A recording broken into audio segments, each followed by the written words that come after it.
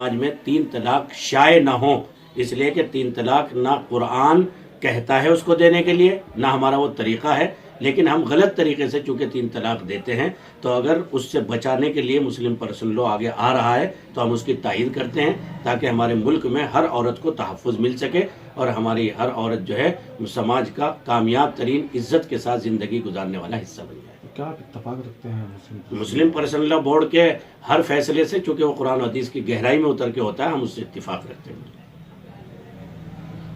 ETV के लिए idea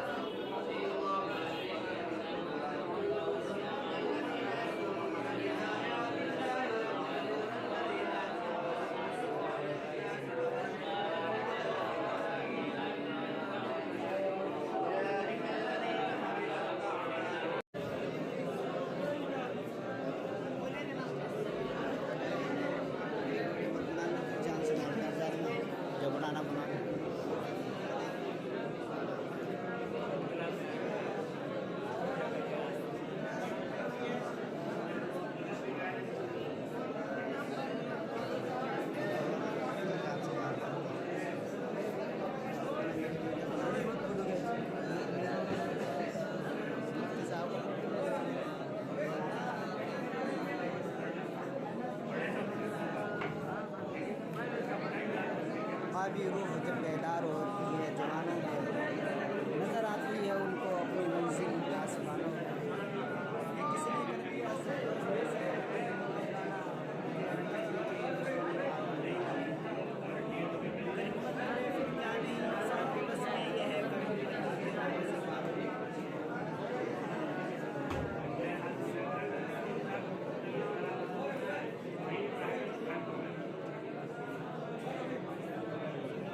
hello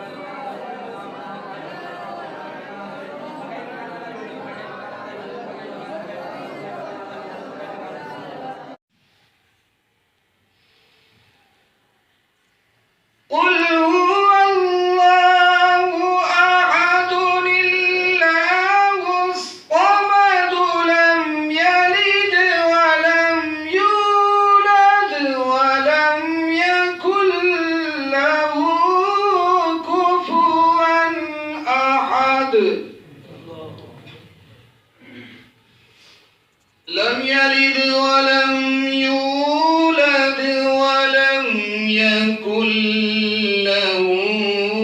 كفوا أحد صدق